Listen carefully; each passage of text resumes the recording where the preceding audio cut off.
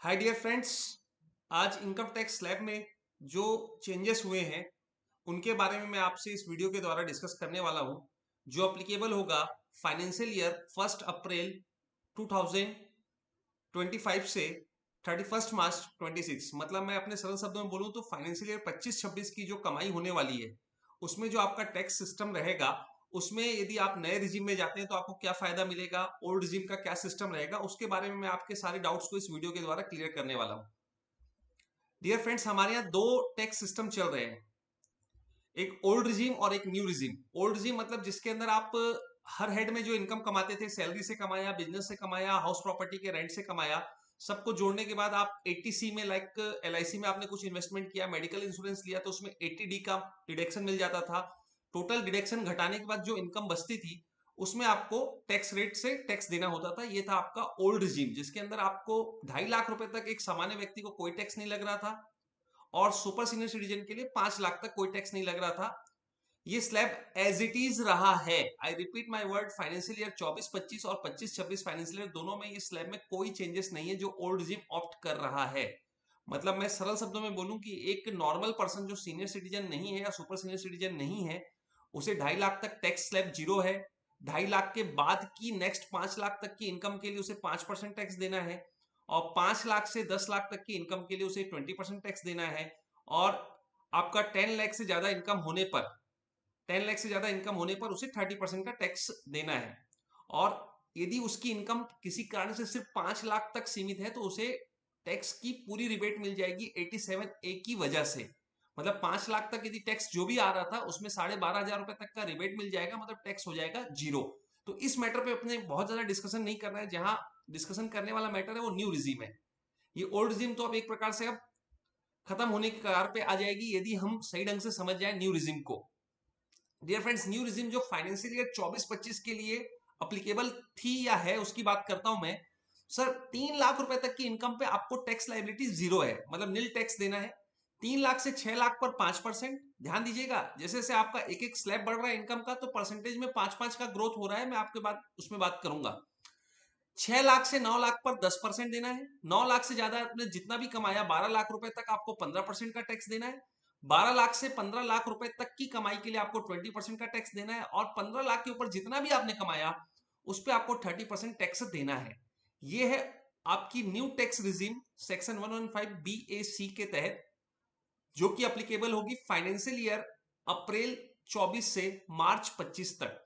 Dear friends, इसमें एक बात और ऐड कर दूं जो कि आपको पहले से ही क्लियर है। जिसकी इनकम 7 लाख रुपए तक होगी उसका जितना भी टैक्स बन रहा है, गवर्नमेंट ने बोला हम उसमें 87A की टैक्स रिबेट दे देंगे, जो कि रिबेट का अधिकतम सीमा उन्होंने लिखा था 25,000 रुपए। मतलब मैं सरल शब्दों में बोलूं कि फाइनेंशियल ईयर 24-25 में वो करदाता जिनकी इनकम 7 लाख रुपए तक है उन्हें कोई टैक्स देने की आवश्यकता नहीं है। अब डियर फ्रेंड्स, जो आज एक खबर आ रही कि 12 लाख रुपए तक की आय पर कोई टैक्स नहीं देना होगा, या सैलरीड क्लास के लिए बोला गया है कि 12,75,000 रुपए तक की आमदनी पर कोई टैक्स देने की आवश्यकता नहीं होगी, मैं अब उस पर बात करने वाला हूं। डियर फ्रेंड्स, ये 12 लाख की जो फिगर जनरेट हुई है, इसके पीछे दो रीजन है। एक तो इनकम टैक्स की जो स्लैब है उसे चेंज किया गया, उसमें पॉजिटिव अमेंडमेंट किया गया, पहला पॉइंट। और दूसरा पॉइंट है आपका 87A का जो रिबेट था 25,000 रुपए, उसे बढ़ाकर 60,000 रुपए कर दिया गया। मैं आपके साथ एक बेसिक स्लैब की बात करता हूं जो 1 अप्रैल 2025 से 31 मार्च 2026 तक के लिए लागू होने वाला है। गवर्नमेंट ने 4 लाख रुपए तक की कमाई पर कोई टैक्स नहीं लेने का निर्णय लिया है न्यू रिजीम के लिए, जो 115BAC के तहत अपना रिटर्न भर रहे हैं। उसके बाद 4 लाख से 8 लाख पर 5% की रेट से टैक्स लगेगा। नेक्स्ट 8 लाख से 12 लाख की कमाई पर 10% से टैक्स लगेगा। 12 लाख से 16 लाख पर 15% की रेट से टैक्स लगेगा। और 16 लाख से 20 लाख रुपए तक की कमाई पर 20% का टैक्स लगेगा। 20 लाख से 24 लाख की कमाई पर टैक्स लगेगा 25% की रेट से। और 24 लाख के ऊपर आप जो भी कमा रहे हैं उसके ऊपर 30% का टैक्स लगेगा। डियर फ्रेंड्स, सबसे अच्छी बात कि स्लैब को आगे खसका दिया गया, 3 लाख की जगह 4 लाख कर दिया गया, पहला चीज। दूसरी चीज, 25% का एक नया टैक्स ब्रैकेट लाया गया जो कि पिछले स्लैब में, पिछले स्कीम में नहीं था। 24-25 फाइनेंशियल ईयर में 25% की कोई रेट थी ही नहीं। इस न्यू बजट में मैडम ने 25% का भी एक इनकम ब्रैकेट बनाया है।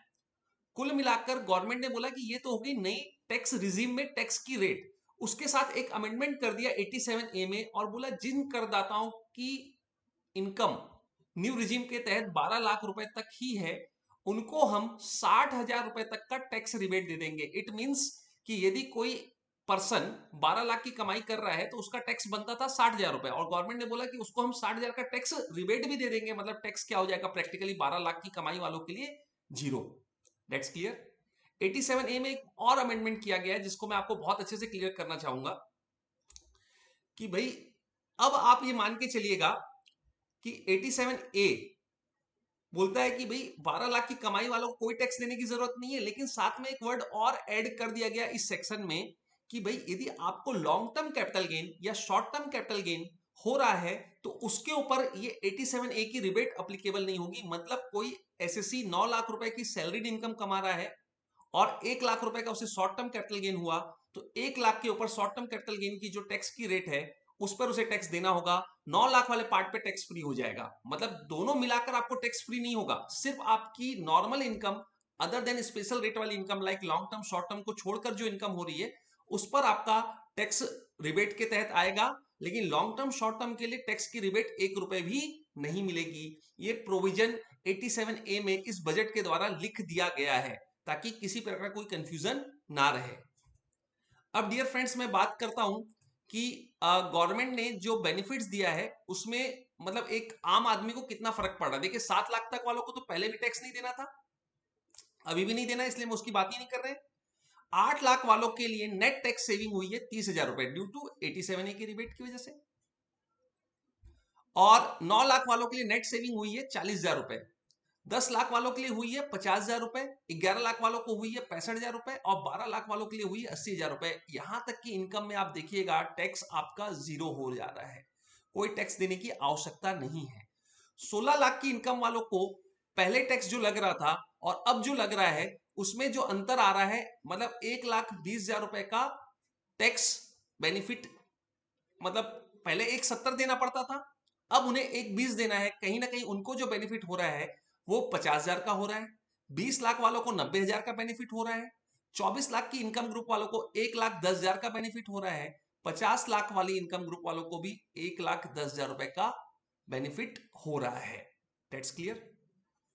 मतलब आप समझिएगा कि कुल मिलाकर इस बजट में हर मिडिल क्लास इनकम होल्डर को टैक्स में रिबेट मिल रही है in terms of the slab की वजह से, और जिनकी इनकम 12 लाख के अंदर है उनको 87A की रिबेट की वजह से पूरा का पूरा टैक्स फ्री कर दिया गया कि वो टैक्स नहीं देंगे। और सबसे बड़ा कंफ्यूजन लोगों के बीच में ये हो सकता है कि सर जब मेरे को टैक्स नहीं देना है तो मुझे क्या इनकम टैक्स रिटर्न भरने की आवश्यकता है? यस सर, आपको इनकम टैक्स रिटर्न हर उस व्यक्ति को भरने की आवश्यकता है जिसकी इनकम बेसिक लिमिट से ज्यादा है। मतलब 4 लाख के ऊपर कमाने वाले हर व्यक्ति को इनकम टैक्स रिटर्न भरना होगा। वो अलग बात है कि आपका टैक्स जीरो हो जाएगा, आपका टैक्स नहीं आएगा, वो एक अलग कंडीशन होगी, बट आईटीआर आपको टाइम पे भरना होगा। अदरवाइज आपको जो है पेनल्टी और फाइन लग सकता है। अब मैं आपको एक बेसिक डिडक्शन में जो अंतर आ रहा है जो आपको नहीं मिलेंगी उसकी बात कर रहा हूं। 80C की बेनिफिट्स आपको न्यू रिजीम में नहीं मिलेगा, लाइक पीपीएफ, इंश्योरेंस, इन्वेस्टमेंट जो आप करते थे इन सब में उसका बेनिफिट नहीं मिलेगा। मेडिकल इंश्योरेंस के लिए जो आप पेमेंट कर रहे हैं 80D में उसका बेनिफिट भी यहाँ पे नई रिजीम में आपको नहीं मिलेगा। जो स्टैंडर्ड डिडक्शन सैलरी की ओल्ड रिजीम में 50,000 हुआ करती थी वो अब से 75,000 हो जाएगी। हाउस रेंट अलाउंस नहीं मिलेगा नई रिजीम में, पुरानी में मिल जाता था। लीव ट्रेवल अलाउंस नई रिजीम में नहीं मिलेगा। इंटरेस्ट ऑन हाउसिंग लोन जो आपका सेल्फ ऑक्यूपाइड है उस पर नई रिजीम में कोई इंटरेस्ट का बेनिफिट नहीं मिलेगा। और मैं बात करूं तो आपने कोई एजुकेशन लोन ले रखा है उसमें भी कोई इंटरेस्ट का बेनिफिट आपको 80E के तहत नई रिजीम में नहीं मिलेगा। आपने डोनेशन दिया है उसका बेनिफिट भी नई रिजीम में नहीं मिलेगा। सेविंग का इंटरेस्ट या बैंक का जो इंटरेस्ट है उसका भी कोई बेनिफिट नई रिजीम में नहीं मिलेगा। एडिशनल डेप्रेशन का बेनिफिट नहीं मिलेगा। आप हाउस प्रॉपर्टी में कोई लॉस हुआ है तो उसको भी एडजस्ट नहीं कर पाएंगे। चिल्ड्रंस एजुकेशन अलाउंस का बेनिफिट भी नहीं मिलेगा। डियर फ्रेंड्स, ये बेनिफिट्स ना मिलने के बावजूद भी यदि आप देखेंगे 12 लाख रुपए तक की इनकम में यदि आपका टैक्स फ्री हो जा रहा है तो ये अपने आप में एक रिमार्केबल थिंग है। कहीं ना कहीं इससे हमारे टैक्स पेयर्स में बहुत पॉजिटिव विजन आएगा और उनकी इन हैंड इनकम बहुत हद तक बढ़ेगी। Thank you so much. मैं आगे भी कुछ ऐसे वीडियोस जो टीडीएस में जो चेंजेस हुए हैं, इनकम टैक्स में और क्या चेंजेस हुए हैं, एमएसएमईज के लिए क्या चेंजेस हुए हैं, इस पर मैं सेपरेट वीडियोस बना बना के आपको भेजते रहूंगा। Thank you so much.